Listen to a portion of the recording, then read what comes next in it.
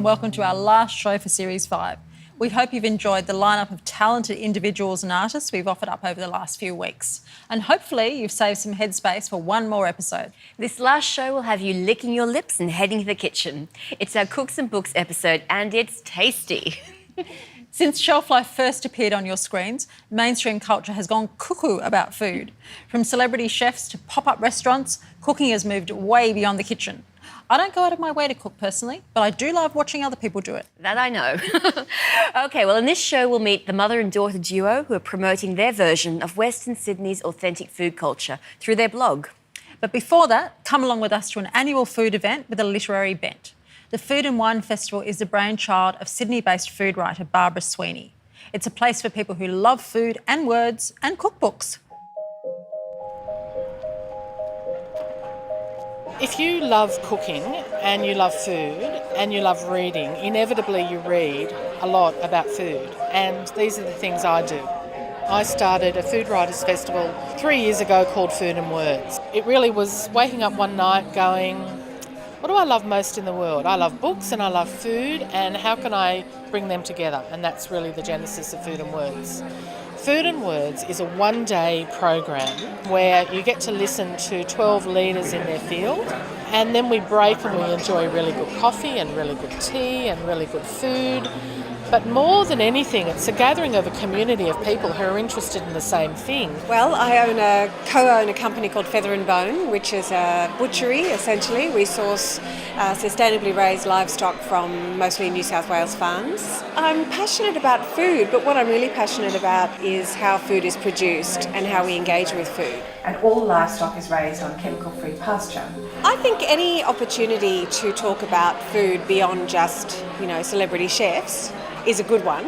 So this is an opportunity where I was told that I could really say whatever I like. I could be as direct and as political and as tough as I wanted to be. The more educated you are, the more you can take ownership and responsibility for the choices you make in relation to food.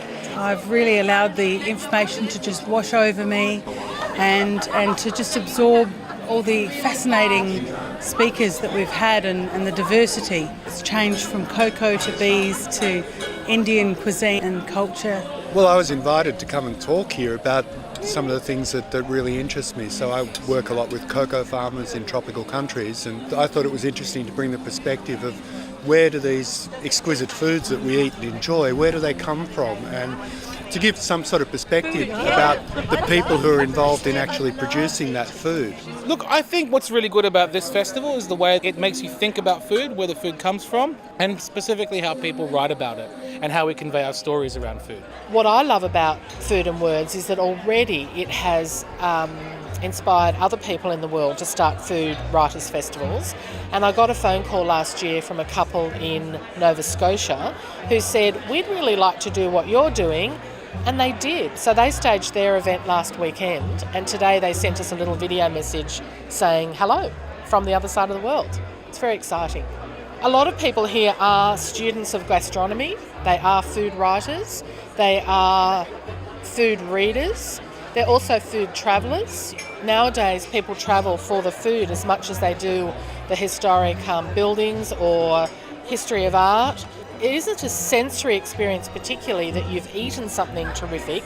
I'm not a good future planner. It's very in the moment and it's very intuitive, but I'm really happy with the turnout today and being in the moment and just enjoying it for what it is. I have no idea where Food and Words might go, but I hope it hangs around for as long as I hang around. And the food. Hey. It's just so raw, it's natural, real, inspiring and it's lots of fun. The passion of the people speaking, just love to hear. It doesn't matter what it is, it doesn't matter who it is, but just how they're so passionate about what they individually talk about, yeah. Oh, I'm always inspired by good food, right? Learning about new providores and producers, I think that's been really special too, and not just chefs, to hear from the people at the ground level, and they've just been excellent and interesting. It makes you part of community, doesn't it? Food and words and culture and recipes. You feel like you belong, there's a safety net in there. Yes. Because everybody eats every day. Yes. Hi! Come The Western Sydney Food Blog is a website that my mum and I have kind of created together. We started it because we're passionate about food. We love cooking. I love eating, especially mum's food. And we live in Western Sydney and just love everything that the region has to offer. I was quite frustrated when I was looking online for places to go and eat or places to shop or where you could buy certain ingredients, and all the options I could find were inner west or in the city, and I felt that we had better options out in Western Sydney. One night we were just sitting on the couch and Mum's like, I think I should start a food blog. And we're like, okay, Mum, if that's what you want to do. Once we started writing stories for the blog, it became more about experiences, whether that be where we'd eaten out or good recipes that we'd come across and tried, even holidays, how we intertwine food into our holidays. It's given me an outlet for my creativity, and I can take photos and I can edit them and make food look good and put a good story to it. I have a mental list of all these amazing places in Western Sydney that I want to go and try.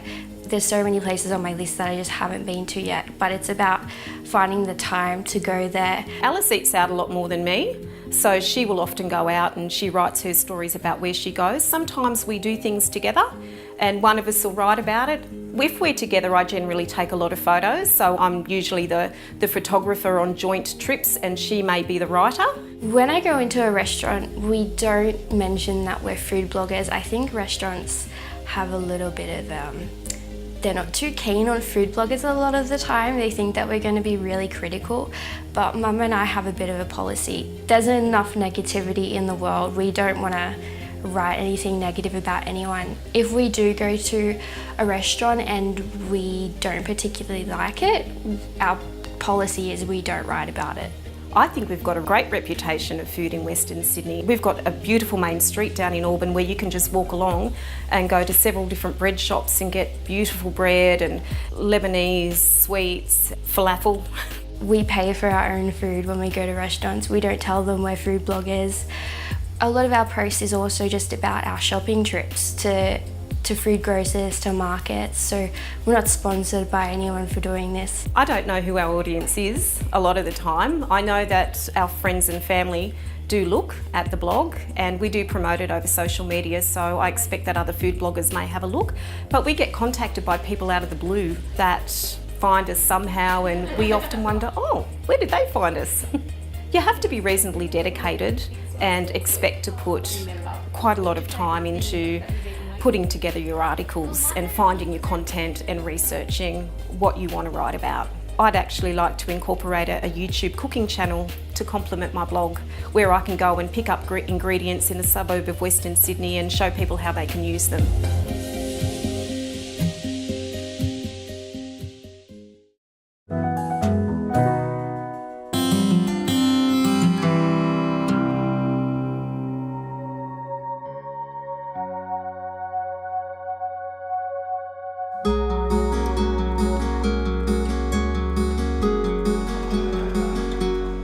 Welcome to Shelf Life, Ronnie. Thanks so much for being with us. Thank you so much for the opportunity to share what we do, to share our beautiful cookbook, and to be with you for a little while.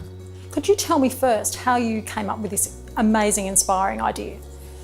Totally. The reason I came up with Oz Harvest was every single day in my former life, as an event producer, I saw good food go to waste.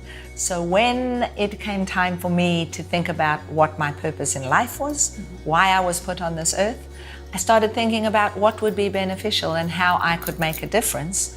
What I knew was food. I was producing it and it was going to waste because at the end of every event, I made sure there was always so much that good food was going to waste. And so I figured I knew that there was good food, I knew there were people in need, and if I could connect those two, it could be a good thing, and it seems that it has been. So how did you start? The way I started Oz Harvest was actually just to jump into it. In my business, occasionally I would take some of the food that was left over and deliver it to one agency that I knew. So once I had decided that this was what I was going to do, I started telling every single person I knew that I was starting a food rescue organization. And the good part was that because most people, well, there's nobody who didn't know inherently that we shouldn't be wasting food. So everybody just said, what can I do to help? And what sort of initial challenges did you face that you perhaps weren't expecting? The initial challenges I faced were about making food donors understand that they could give away their food without fear of liability to themselves or without worrying that somebody was going to sue them. So smaller businesses, caring chefs all jumped on board immediately. But when it started getting to the major organizations, supermarkets, etc., I realized that we would need to do something. And so OzHarvest, together with pro bono lawyers, lobbied, and we had the laws amended in Sydney, in New South Wales in 2005, in the ACT in 2008, in Queensland and South Australia in 2009. So that meant opened the doors to good food being given away for free without any worries on the side of the food donors. And could you talk me through a little the logistics? Like, there are so many people involved, drivers, volunteers. So OzHarvest actually runs a transport and logistics business. We just pick up for free and deliver for free, and our produce is beautiful quality surplus food. Now, there could be fresh fruit, there could be dry goods, there could be yogurts, there could be meat, there could be poultry, there could be fish. And each agency takes what it is they need. We deliver that produce for free. The agencies take it for free. And their commitment is they have to use it within 24 hours if it's a perishable product. They do not have to use oranges within 24 hours. It's only a product that might have a short shelf life. The horrifying thing is that 30 to 40% of all food produced globally goes to waste. So the challenge is not that we don't have enough food to feed our planet. The challenge is storage, distribution, wastage. And how many people does OzHarvest feed? Thousands. You know, we deliver the equivalent of 15 to 20,000 meals a day. It's never normally just a meal. It could be a lasagna and vegetables. It could be yogurt sandwich and apples. And your second cookbook is just coming out. Our second cookbook is so gorgeous. We have 50 of Australia's top chefs who gave us recipes, 2 recipes each. The theme of this cookbook is really Think, Eat, Grow. It's about how we value our food, how we look after our planet, how we can all grow our own little bits. Even in a small, tiny, weeny balcony, we could be growing tomatoes and some herbs. And so every time somebody purchases our Urban Harvest cookbook, OzHarvest can deliver over 100 meals to someone in need. So it's a pretty powerful thing. You give a gift to someone, and it's that gift that keeps on giving, because we can deliver food as a result of it. We can educate as a result of it. We can run our programs. So how satisfying to know that you're going to cook something that maybe Matt or Frank Camorra or Maggie, have given to us with love. And while you're doing that for your family or your friends, we can deliver to people who wouldn't normally get beautiful food. Well, it's a wonderful story. It's such a pleasure talking to you, Ronnie. Thank you. Thank you so much for having this time with me and giving me the opportunity to share a little bit more about OzHarvest and our Urban Harvest cookbook. If you'd like to donate some money or time to this most worthy cause, check out the website. Coming up next, we chat to foodies about when technology should be allowed in the kitchen and when it shouldn't. You might just be surprised by some of the answers and opinions we got. Oh, no. The internet hasn't taken over. The internet, unfortunately, gives you almost too much information. Mostly in books, but I do dabble online sometimes. They're all online, but it's still lovely to look at the book. Oh, everywhere. I think my parents and my grandparents probably are the best cooks still. But you can be inspired by anything, what's in the market, what you see on TV, what you see other people eating, and I think that's probably the best place to be inspired. I think it's still a place for recipe books because they're there, they're tactile. I confess totally that although I have lots of cookbooks on my shelf, for ease, I often, will go on the internet. I'm definitely a cookbook girl. I also live with a vegan and a vegetarian, so quite often if I look for something, I have to kind of make sure I can find a vegan version of it, and I'm not going to have a cookbook for that. Books. I love cookbooks. I think I'm very old-fashioned, old school. I love the whole tactile and just being able to flick through a page. Well, I'm a bit of a make-it-up-as-you-go-along girl. I'm not the cook, I'm the eater. I find recipes a little bit restricting. I tend to look to my trusty cookbook collection first, but if there's something, a particular ingredient or technique that I'm not familiar with, I'll then turn to the internet and, like for example, rillette. I've recently looked up all the techniques about rillette. So sometimes the internet, but mostly my trusted collection. I'm really fond of a service called Eat Your Books, which allows me to search and catalogue and index all of my cookbooks. And I think most people here would have several hundred cookbooks, and I'm one of them as well.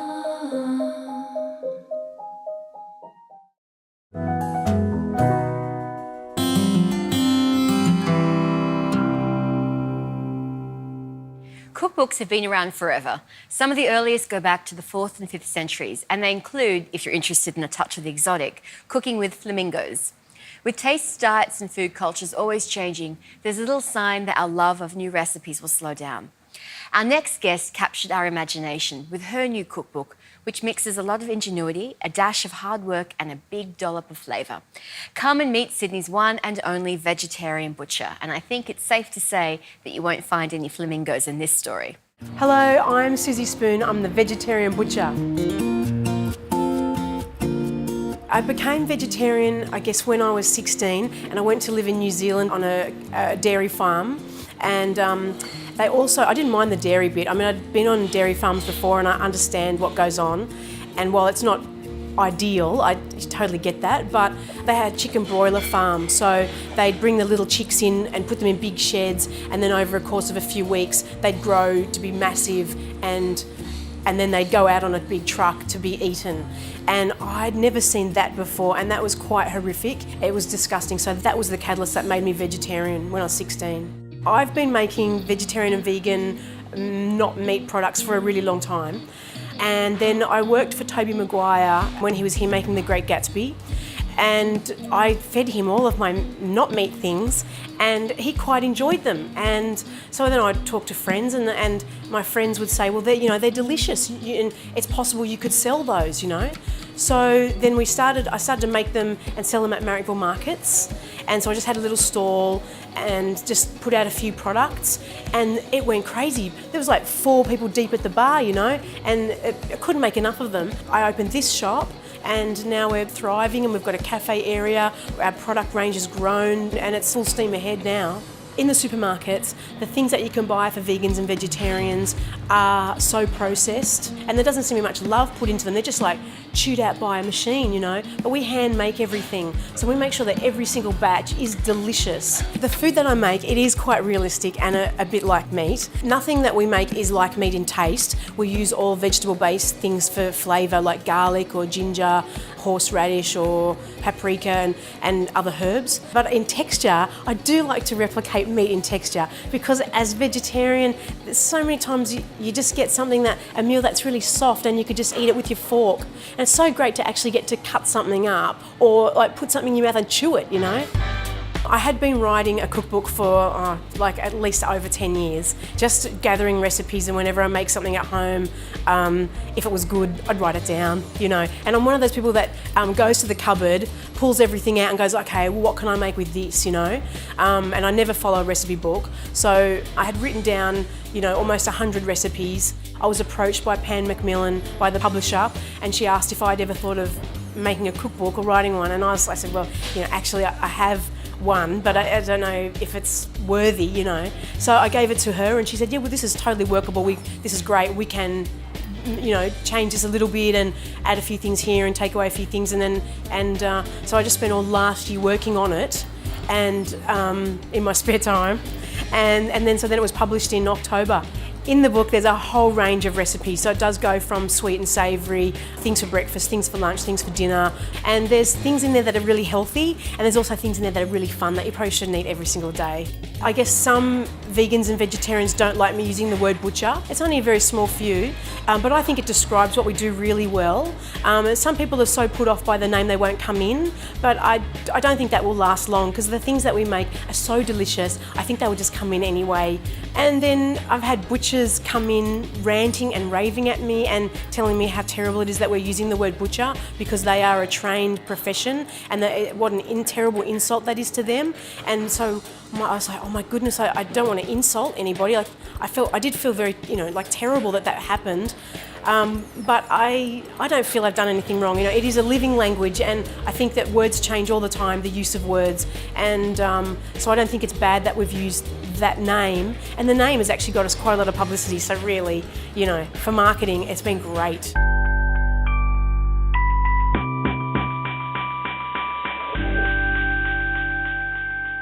The book I'm reviewing this week, the Australian Blue Ribbon Cookbook, is actually a follow-up to Liz Harfell's first book, titled simply The Blue Ribbon Cookbook.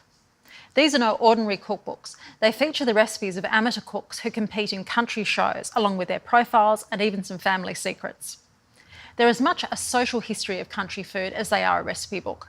It seems there are a lot of Australians who appreciate a good country show and the traditions that go with them. The first book featured South Australia's best country show cooks. It became a bestseller, and people started writing to Liz asking for more. She decided the best thing to do was to write another book about show cooks, but this time includes stories and recipes from all over Australia. Liz contacted 580 show societies, who knew, asking for recommendations. She didn't necessarily want the cooks who'd won the most prizes. She wanted the ones with the best stories. She interviewed hundreds of cooks before choosing the 70 that finally made it into the book. Liz thinks there's been a resurgence in what she calls granny skills, but nevertheless found that competitors were not necessarily grandmas. She discovered plenty of young women as well as men and even kids. I haven't tried out any of the recipes yet, but I have read most of them. There's advice from judges and, oddly, heaps of great tips that were family secrets until Liz got hold of them. Until she got hold of the cooks, that is, not the secrets. They are all printed with permission. The book has a dedicated website, and Liz has even started a Facebook page to keep up with all her fans. All I have to do now is decide which recipe to cook first. Earlier in the show, Melissa brought you an interview with Ronnie Khan, the CEO and founder of OzHarvest. As well as talking about the important work that OzHarvest does, you might remember that Ronnie also spoke about the organisation's cookbook initiatives, including their latest venture, Urban Harvest, a big, bountiful collection of recipes, cooking tips and gardening notes from 50 of Australia's top chefs. It's styled as a kitchen garden food book and calls on readers to get involved in growing, learning about and cooking nutritious food in the spirit of what's known as paddock to plate, getting people out of the supermarkets and closer to the points of food production. Farmers markets, vertical garden walls, balcony herb gardens and backyard veggie patches are the order of the day here. And the book includes lots of inspiring photos of contributors like Matt Moran, Kylie Kwong, Simone Logue and Neil Perry, all getting grubby with their gardening gloves. But the real star of the book is the recipes. They look good and they taste even better. And I know this because in the spirit of research, I've been steadfastly making my way through them. Garden pesto tagliatelle, mushroom ricotta and charred leek salad, monastery-styled vegetarian curry. I've got to tell you, life has been good in my kitchen. And the best news is that everything is ridiculously easy. So even if you're prone to burning water, you'd be hard-pressed to stuff this up. Now, I often find myself cooking in a kitchen that doubles as a pirate ship. My son is obsessed with Peter Pan and he likes to make me fence him while I'm stirring hot stuff on the stove. It's all safety at my place. And yet I still manage to stay on the right side of these instructions. So a few nights ago, for example, I cooked one of the harder dishes. It's Nemo's burritos with Kermit sauce, which is a delicious sounding Mexican-inspired fish wrap with an avocado, lemon and sea salt relish and a corn and cabbage salad. And I have to say, I was pretty darn impressed, especially as I had to double as Peter and Tinkerbell that night. And yes, in case you were wondering, Nemo burritos do put a macabre spin on the kids' Pixar film. Urban Harvest is a book with a big heart. It looks good, the food is delicious, and all proceeds go back to helping OzHarvest deliver surplus food to vulnerable people all around Australia. The theme of this week's Shelf Life episode has been Books and Cooks. We are once again celebrating the week's theme with a massive book prize. To win a prize pack of cookbooks and books on cooks, simply make your way to Shelf Life website and tell us in one paragraph who your favourite cooking author is and why. Write your entry in the contact section and make sure you put Books and Cooks competition in the subject line. Good luck! We hope you've had your full of all things cooks and books, because this is it for today. Yep, it's time for us to say goodbye, and it's also the end of the series. But fear not, Shelf Life isn't totally disappearing. You can still talk books and writing and anything else you fancy, within reason. Say hello on Twitter or Facebook or on our website. That's right, we love hearing from you, so tell us what you thought of the season or what you'd like to see in our next series. And as always, please keep on sharing your thoughts about any books that you're reading or that you think we should pick up. But until then, it's goodbye. It's been an absolute pleasure talking books with you. Thanks for joining us, and we'll see you soon. Bye-bye.